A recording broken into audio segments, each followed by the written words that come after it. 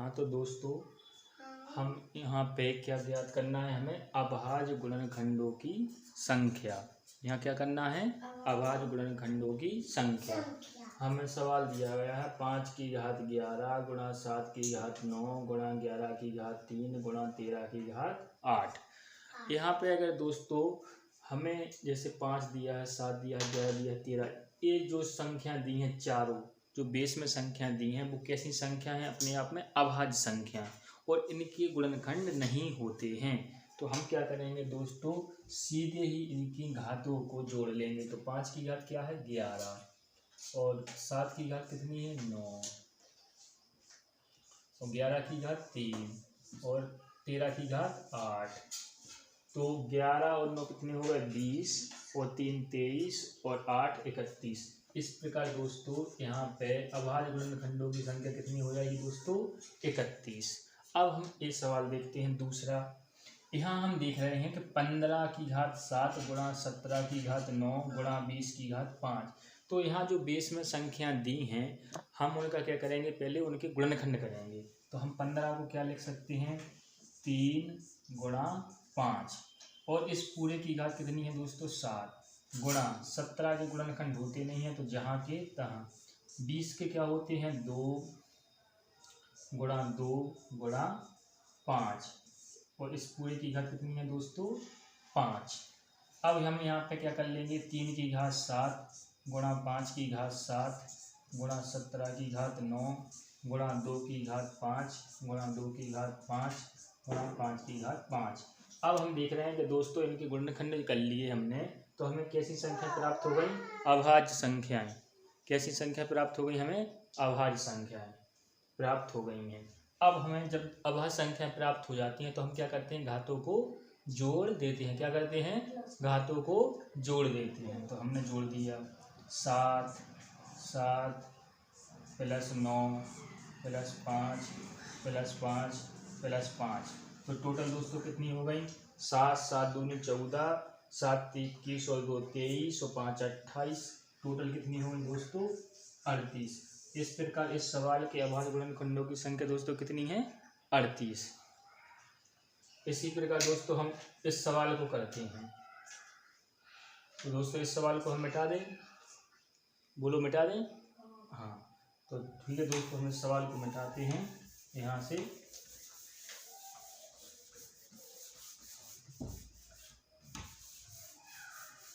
अब हम इस सवाल को करते हैं। हमें क्या दिया है 9 की घात 5 गुणा 6 की घात 7 गुणा 9 की घात 7 गुणा 11 की घात 13। तो हम यहाँ पे जिन जिन संख्याओं का गुणनखंड होता है तो हम उनका क्या कर लेंगे दोस्तों, गुणनखंड। क्या कर लेंगे, बोलो गुणनखंड। क्या कर लेंगे, गुणनखंड। तो 9 के गुणनखंड कितने होते हैं 3 गुणा 3, और इस पर घात कितनी है 5। 6 के गुणनखंड कितने होते हैं 2 गुणा 3, और इसकी घात कितनी है 7। 9 के गुणनखंड कितने होते हैं 3 गुणा 3, और घात कितनी है 7, गुणा 11 के 11, और घात कितनी है 13। अब इस प्रकार हम घातें अलग अलग कर लेंगे।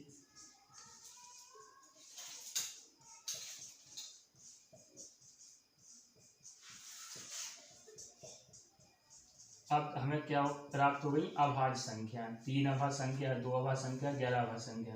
अब हम घातों को जोड़ देते हैं। 5 और 5 10, 7 दूनी 14, 7 दूनी 14 और प्लस 13। तो कितनी हो गई 14 दूनी 28, 14 × 42 और 9 कितनी हो गए 51। इस प्रकार दोस्तों इस सवाल में अभाज्य गुणनखंडों की संख्या कितनी प्राप्त हो गई, हमें 51। तो दोस्तों हमें पेपर में अक्सर ये सवाल आते हैं कि अभाज्य गुणनखंडों की संख्या ज्ञात करें।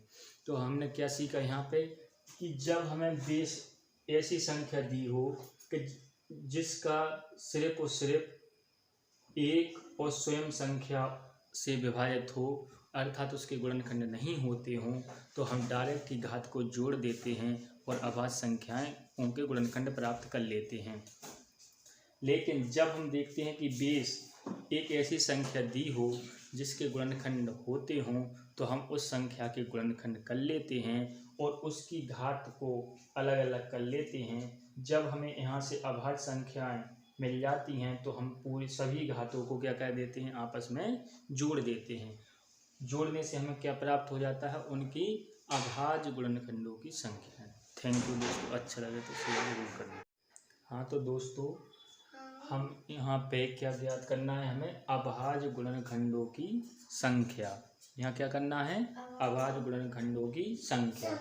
हमें सवाल दिया गया है 5 की घात 11 गुणा 7 की घात 9 गुणा 11 की घात 3 गुणा 13 की घात 8। यहाँ पे अगर दोस्तों हमें जैसे 5 दिया है, 7 दिया है, 11 दिया है, 13, ये जो संख्या दी हैं चारों जो बेस में संख्या दी हैं वो कैसी संख्या है, अपने आप में अभाज्य संख्या, और इनके गुणनखंड नहीं होते हैं। तो हम क्या करेंगे दोस्तों, सीधे ही इनकी घातों को जोड़ लेंगे। तो 5 की घात क्या है 11 और 7 की घात कितनी है 9 और 11 की घात 3 और 13 की घात 8।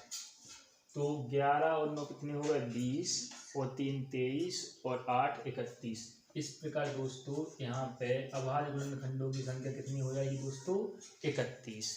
अब हम ये सवाल देखते हैं दूसरा। यहाँ हम देख रहे हैं कि 15 की घात 7 गुणा 17 की घात 9 गुणा 20 की घात 5। तो यहाँ जो बेस में संख्या दी हैं हम उनका क्या करेंगे, पहले उनके गुणनखंड करेंगे। तो हम 15 को क्या लिख सकते हैं 3 गुणा 5 और इस पूरे की घात कितनी है दोस्तों 7 गुणा 17 के गुणनखंड होते नहीं हैं तो जहाँ के तहाँ। 20 के क्या होते हैं 2 गुणा 5 और इस पूरे की घात कितनी है दोस्तों 5। अब हम यहाँ पे क्या कर लेंगे 3 की घात 7 गुणा 5 की घात 7 गुणा 17 की घात 9 गुणा 2 की घात 5 गुणा 2 की घात 5 गुणा 5 की घात 5। अब हम देख रहे हैं कि दोस्तों इनके गुणनखंड कर लिए हमने, तो हमें कैसी संख्या प्राप्त हो गई, अभाज्य संख्याएं। कैसी संख्या प्राप्त हो गई, हमें अभाज्य संख्याएं प्राप्त हो गई हैं। अब हमें जब अभाज्य संख्या प्राप्त हो जाती हैं तो हम क्या करते हैं, घातों को जोड़ देते हैं। क्या करते हैं, घातों को जोड़ देते हैं। तो हमने जोड़ दिया 7 प्लस 9 प्लस 5 प्लस 5 प्लस 5। तो टोटल दोस्तों कितनी हो गई 7 7 दूनी 14 7 21 और 2 23 और 5 28। टोटल कितनी हो गई दोस्तों 38। इस प्रकार इस सवाल के अभाज्य गुणनखंडों की संख्या दोस्तों कितनी है 38। इसी प्रकार दोस्तों हम इस सवाल को करते हैं। तो दोस्तों इस सवाल को हम मिटा दें, बोलो मिटा दें। हाँ तो ठीक है दोस्तों, हम इस सवाल को मिटाते हैं यहाँ से।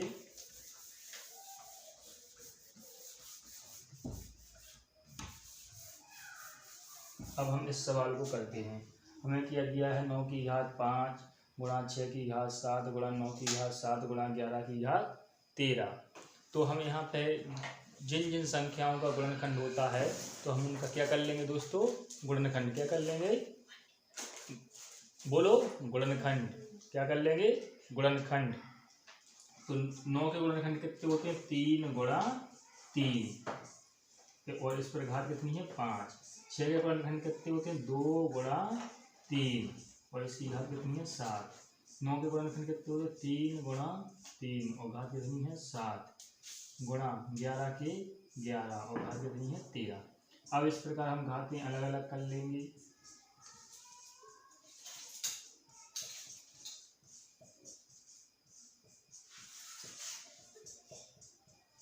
अब हमें क्या प्राप्त हो गई, अभाज्य संख्या। 3 अभाज्य संख्या, 2 अभाज्य संख्या, 11 अभाज्य संख्या। अब हम घातों को जोड़ देते हैं। 5 और 5 10, 7 दूनी 14, 7 दूनी 14 और प्लस 13। तो कितनी हो गई 14 दूनी 28, 14 × 42 और 9 कितनी हो गए 51। इस प्रकार दोस्तों इस सवाल में अभाज्य गुणनखंडों की संख्या कितनी प्राप्त हो गई, हमें 51। तो दोस्तों हमें पेपर में अक्सर ये सवाल आते हैं कि अभाज्य गुणनखंडों की संख्या ज्ञात करें। तो हमने क्या सीखा यहाँ पे कि जब हमें बेस ऐसी संख्या दी हो कि जिसका सिर्फ और सिर्फ एक और स्वयं संख्या से विभाजित हो, अर्थात उसके गुणनखंड नहीं होते हों, तो हम डायरेक्ट ही घात को जोड़ देते हैं और अभाज्य संख्याएं उनके गुणनखंड प्राप्त कर लेते हैं। लेकिन जब हम देखते हैं कि बेस एक ऐसी संख्या दी हो जिसके गुणनखंड होते हों तो हम उस संख्या के गुणनखंड कर लेते हैं और उसकी घात को अलग अलग कर लेते हैं। जब हमें यहाँ से अभाज्य संख्याएं मिल जाती हैं तो हम पूरी सभी घातों को क्या कर देते हैं, आपस में जोड़ देते हैं। जोड़ने से हमें क्या प्राप्त हो जाता है, उनकी अभाज्य गुणनखंडों की संख्या। थैंक यू दोस्तों, अच्छा लगे तो शेयर जरूर करना। हाँ तो दोस्तों हम यहाँ पे क्या ज्ञात करना है, हमें अभाज्य गुणनखंडों की संख्या।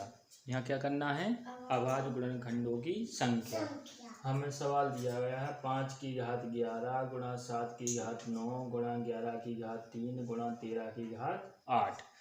यहाँ पे अगर दोस्तों हमें जैसे 5 दिया है, 7 दिया है, 11 दिया है, 13, ये जो संख्या दी हैं चारों जो बेस में संख्या दी हैं वो कैसी संख्या है, अपने आप में अभाज्य संख्या और इनके गुणनखंड नहीं होते हैं। तो हम क्या करेंगे दोस्तों, सीधे ही इनकी घातों को जोड़ लेंगे। तो 5 की घात क्या है 11 और 7 की घात कितनी है 9 और 11 की घात 3 और 13 की घात 8। तो 11 और 9 कितने हो गए 20 और 3 23 और 8 31। इस प्रकार दोस्तों यहाँ पे अभाज्य गुणनखंडों की संख्या कितनी हो जाएगी दोस्तों 31। अब हम ये सवाल देखते हैं दूसरा। यहाँ हम देख रहे हैं कि 15 की घात 7 गुणा 17 की घात 9 गुणा 20 की घात 5। तो यहाँ जो बेस में संख्या दी हैं हम उनका क्या करेंगे, पहले उनके गुणनखंड करेंगे। तो हम 15 को क्या लिख सकते हैं 3 गुणा 5 और इस पूरे की घात कितनी है दोस्तों 7 गुणा 17 के गुणनखंड होते नहीं हैं तो जहाँ के तहाँ। 20 के क्या होते हैं 2 गुणा 5 और इस पूरे की घात कितनी है दोस्तों 5। अब हम यहाँ पे क्या कर लेंगे 3 की घात 7 गुणा 5 की घात 7 गुणा 17 की घात 9 गुणा 2 की घात 5 गुणा 2 की घात 5 गुणा 5 की घात 5। अब हम देख रहे हैं कि दोस्तों इनके गुणनखंड कर लिए हमने, तो हमें कैसी संख्या प्राप्त हो गई, अभाज्य संख्याएं। कैसी संख्या प्राप्त हो गई, हमें अभाज्य संख्याएं प्राप्त हो गई हैं। अब हमें जब अभाज्य संख्या प्राप्त हो जाती हैं तो हम क्या करते हैं, घातों को जोड़ देते हैं। क्या करते हैं, घातों को जोड़ देते हैं। तो हमने जोड़ दिया 7 प्लस 9 प्लस 5 प्लस 5 प्लस 5। तो टोटल दोस्तों कितनी हो गई 7 7 दूनी 14 7 21 और 2 23 और 5 28। टोटल कितनी हो गई दोस्तों 38। इस प्रकार इस सवाल के अभाज्य गुणनखंडों की संख्या दोस्तों कितनी है 38। इसी प्रकार दोस्तों हम इस सवाल को करते हैं। तो दोस्तों इस सवाल को हम मिटा दें, बोलो मिटा दें। हाँ तो ठीक है दोस्तों, हम इस सवाल को मिटाते हैं यहाँ से।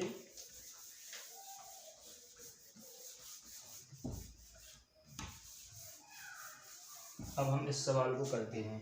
हमें क्या दिया है 9 की घात 5 गुणा 6 की घात 7 गुणा 9 की घात 7 गुणा 11 की घात 13। तो हम यहाँ पे जिन जिन संख्याओं का गुणनखंड होता है तो हम उनका क्या कर लेंगे दोस्तों, गुणनखंड। क्या कर लेंगे, बोलो गुणनखंड। क्या कर लेंगे, गुणनखंड। तो 9 के गुणनखंड कितने होते हैं 3 गुणा 3 और इस पर घात कितनी है 5। 6 के गुणनखंड कितने होते हैं 2 गुणा 3 और इसकी घात कितनी है 7। 9 के गुणनखंड कितने होते हैं 3 गुणा 3 और घात कितनी है 7 गुणा 11 के 11 और घात कितनी है 13। अब इस प्रकार हम घातें अलग अलग कर लेंगे।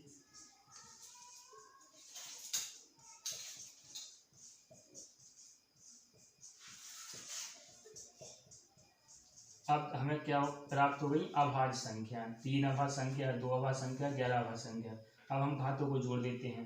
5 और 5 10, 7 दूनी 14, 7 दूनी 14 और प्लस 13। तो कितनी हो गई 14 दूनी 28, 14 × 42 और 9 कितनी हो गए 51। इस प्रकार दोस्तों इस सवाल में अभाज्य गुणनखंडों की संख्या कितनी प्राप्त हो गई, हमें 51। तो दोस्तों हमें पेपर में अक्सर ये सवाल आते हैं कि अभाज्य गुणनखंडों की संख्या ज्ञात करें। तो हमने क्या सीखा यहाँ पे कि जब हमें बेस ऐसी संख्या दी हो कि जिसका सिर्फ और सिर्फ एक और स्वयं संख्या से विभाजित हो अर्थात उसके गुणनखंड नहीं होते हों तो हम डायरेक्ट की घात को जोड़ देते हैं और अभाज्य संख्याएं उनके गुणनखंड प्राप्त कर लेते हैं। लेकिन जब हम देखते हैं कि बेस एक ऐसी संख्या दी हो जिसके गुणनखंड होते हों तो हम उस संख्या के गुणनखंड कर लेते हैं और उसकी घात को अलग अलग कर लेते हैं। जब हमें यहाँ से अभाज्य संख्याएं मिल जाती हैं तो हम पूरी सभी घातों को क्या कर देते हैं, आपस में जोड़ देते हैं। जोड़ने से हमें क्या प्राप्त हो जाता है, उनकी अभाज्य गुणनखंडों की संख्या। थैंक यू दोस्तों, अच्छा लगे तो शेयर जरूर करना। हाँ तो दोस्तों हम यहाँ पे क्या ज्ञात करना है, हमें अभाज्य गुणनखंडों की संख्या। यहाँ क्या करना है, अभाज्य गुणनखंडों की संख्या। हमें सवाल दिया गया है 5 की घात 11 गुणा 7 की घात 9 गुणा 11 की घात 3 गुणा 13 की घात 8। यहाँ पे अगर दोस्तों हमें जैसे 5 दिया है, 7 दिया है, 11 दिया है, 13, ये जो संख्या दी हैं चारों जो बेस में संख्या दी हैं वो कैसी संख्या है, अपने आप में अभाज्य संख्या और इनके गुणनखंड नहीं होते हैं। तो हम क्या करेंगे दोस्तों, सीधे ही इनकी घातों को जोड़ लेंगे। तो 5 की घात क्या है 11 और 7 की घात कितनी है 9 और 11 की घात 3 और 13 की घात 8। तो 11 और 9 कितने हो गए 20 और 3 23 और 8 31। इस प्रकार दोस्तों यहाँ पे अभाज्य गुणनखंडों की संख्या कितनी हो जाएगी दोस्तों 31। अब हम ये सवाल देखते हैं दूसरा। यहाँ हम देख रहे हैं कि 15 की घात 7 गुणा 17 की घात 9 गुणा 20 की घात 5। तो यहाँ जो बेस में संख्या दी हैं हम उनका क्या करेंगे, पहले उनके गुणनखंड करेंगे। तो हम 15 को क्या लिख सकते हैं 3 गुणा 5 और इस पूरे की घात कितनी है दोस्तों 7 गुणा 17 के गुणनखंड होते नहीं हैं तो जहाँ के तहाँ। 20 के क्या होते हैं 2 गुणा 5 और इस पूरे की घात कितनी है दोस्तों 5। अब हम यहाँ पे क्या कर लेंगे 3 की घात 7 गुणा 5 की घात 7 गुणा 17 की घात 9 गुणा 2 की घात 5 गुणा 2 की घात 5 गुणा 5 की घात 5। अब हम देख रहे हैं कि दोस्तों इनके गुणनखंड कर लिए हमने तो हमें कैसी संख्या प्राप्त हो गई, अभाज्य संख्याएं। कैसी संख्या प्राप्त हो गई, हमें अभाज्य संख्याएं प्राप्त हो गई हैं। अब हमें जब अभाज्य संख्या प्राप्त हो जाती हैं तो हम क्या करते हैं, घातों को जोड़ देते हैं। क्या करते हैं, घातों को जोड़ देते हैं। तो हमने जोड़ दिया 7 प्लस 9 प्लस 5 प्लस 5 प्लस 5। तो टोटल दोस्तों कितनी हो गई 7 7 दूनी 14 7 21 और 2 23 और 5 28। टोटल कितनी हो गई दोस्तों 38। इस प्रकार इस सवाल के अभाज्य गुणनखंडों की संख्या दोस्तों कितनी है 38। इसी प्रकार दोस्तों हम इस सवाल को करते हैं। तो दोस्तों इस सवाल को हम मिटा दें, बोलो मिटा दें। हाँ तो ठीक है दोस्तों, हम इस सवाल को मिटाते हैं यहाँ से।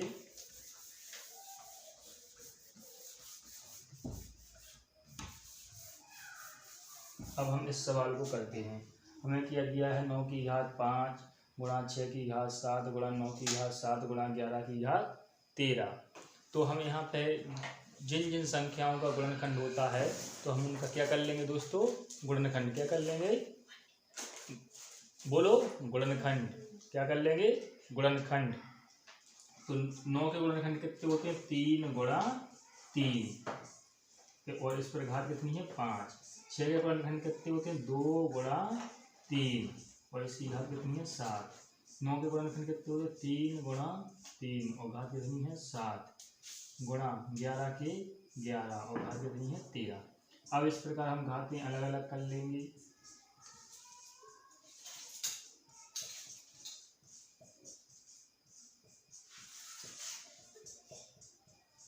अब हमें क्या प्राप्त हो गई, अभाज्य संख्या। 3 अभाज्य संख्या, 2 अभाज्य संख्या, 11 अभाज्य संख्या। अब हम घातों को जोड़ देते हैं।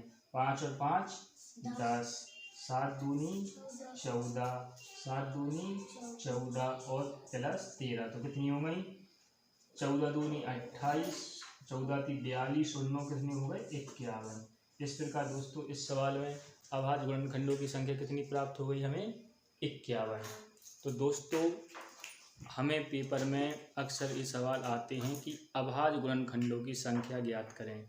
तो हमने क्या सीखा यहाँ पे कि जब हमें बेस ऐसी संख्या दी हो कि जिसका सिर्फ और सिर्फ एक और स्वयं संख्या से विभाजित हो, अर्थात उसके गुणनखंड नहीं होते हों, तो हम डायरेक्ट ही घात को जोड़ देते हैं और अभाज्य संख्याएं उनके गुणनखंड प्राप्त कर लेते हैं।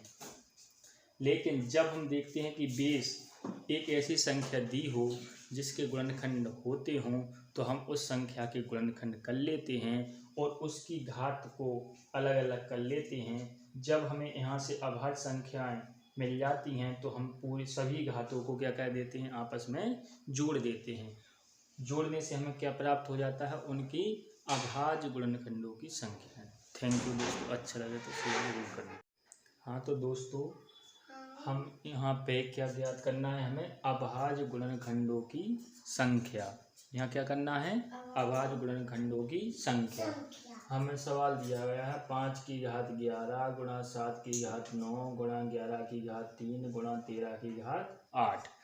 यहाँ पे अगर दोस्तों हमें जैसे 5 दिया है, 7 दिया है, 11 दिया है, 13, ये जो संख्या दी हैं चारों जो बेस में संख्या दी हैं वो कैसी संख्या है, अपने आप में अभाज्य संख्या और इनके गुणनखंड नहीं होते हैं।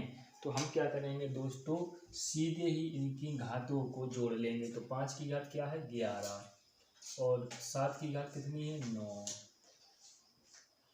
और 11 की घात 3 और 13 की घात 8। तो 11 और 9 कितने हो गए 20 और 3 23 और 8 31। इस प्रकार दोस्तों यहाँ पे अभाज्य गुणनखंडों की संख्या कितनी हो जाएगी दोस्तों 31। अब हम ये सवाल देखते हैं दूसरा। यहाँ हम देख रहे हैं कि 15 की घात 7 गुणा 17 की घात 9 गुणा 20 की घात 5। तो यहाँ जो बेस में संख्या दी हैं हम उनका क्या करेंगे, पहले उनके गुणनखंड करेंगे। तो हम 15 को क्या लिख सकते हैं 3 गुणा 5 और इस पूरे की घात कितनी है दोस्तों 7 गुणा 17 के गुणनखंड होते नहीं हैं तो जहाँ के तहाँ। 20 के क्या होते हैं 2 गुणा 5 और इस पूरे की घात कितनी है दोस्तों 5। अब हम यहाँ पे क्या कर लेंगे 3 की घात 7 गुणा 5 की घात 7 गुणा 17 की घात 9 गुणा 2 की घात 5 गुणा 2 की घात 5 गुणा 5 की घात 5। अब हम देख रहे हैं कि दोस्तों इनके गुणनखंड कर लिए हमने, तो हमें कैसी संख्या प्राप्त हो गई, अभाज्य संख्याएं। कैसी संख्या प्राप्त हो गई, हमें अभाज्य संख्याएं प्राप्त हो गई हैं। अब हमें जब अभाज्य संख्या प्राप्त हो जाती हैं तो हम क्या करते हैं, घातों को जोड़ देते हैं। क्या करते हैं, घातों को जोड़ देते हैं। तो हमने जोड़ दिया 7 प्लस 9 प्लस 5 प्लस 5 प्लस 5। तो टोटल दोस्तों कितनी हो गई 7 7 दूनी 14 7 21 और 2 23 और 5 28। टोटल कितनी हो गई दोस्तों 38। इस प्रकार इस सवाल के अभाज्य गुणनखंडों की संख्या दोस्तों कितनी है 38। इसी प्रकार दोस्तों हम इस सवाल को करते हैं। तो दोस्तों इस सवाल को हम मिटा दें, बोलो मिटा दें। हाँ तो ठीक है दोस्तों, हम इस सवाल को मिटाते हैं यहाँ से।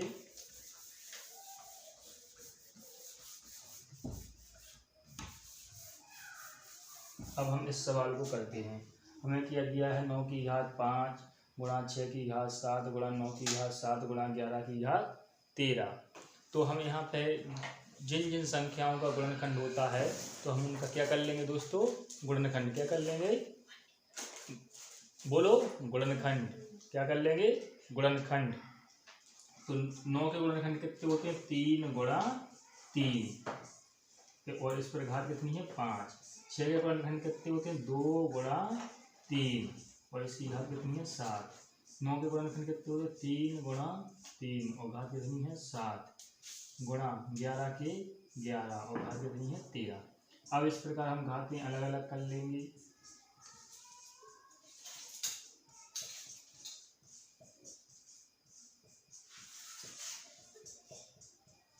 अब हमें क्या प्राप्त हो गई, अभाज्य संख्या। 3 अभाज्य संख्या, 2 अभाज्य संख्या, 11 अभाज्य संख्या। अब हम घातों को जोड़ देते हैं। 5 और 5 10, 7 दूनी 14, 7 दूनी 14 और प्लस 13। तो कितनी हो गई 14 दूनी 28, 14 × 42 और 9 कितने हो गए 51। इस प्रकार दोस्तों इस सवाल में अभाज्य गुणनखंडों की संख्या कितनी प्राप्त हो गई हमें 51। तो दोस्तों हमें पेपर में अक्सर ये सवाल आते हैं कि अभाज्य गुणनखंडों की संख्या ज्ञात करें। तो हमने क्या सीखा यहाँ पे कि जब हमें बेस ऐसी संख्या दी हो कि जिसका सिर्फ और सिर्फ एक और स्वयं संख्या से विभाजित हो, अर्थात उसके गुणनखंड नहीं होते हों, तो हम डायरेक्ट ही घात को जोड़ देते हैं और अभाज्य संख्याएं उनके गुणनखंड प्राप्त कर लेते हैं। लेकिन जब हम देखते हैं कि बेस एक ऐसी संख्या दी हो जिसके गुणनखंड होते हों, तो हम उस संख्या के गुणनखंड कर लेते हैं और उसकी घात को अलग अलग कर लेते हैं। जब हमें यहाँ से अभाज्य संख्याएं मिल जाती हैं तो हम पूरी सभी घातों को क्या कर देते हैं, आपस में जोड़ देते हैं। जोड़ने से हमें क्या प्राप्त हो जाता है, उनकी अभाज्य गुणनखंडों की संख्या। थैंक यू दोस्तों, अच्छा लगे तो शेयर जरूर करें।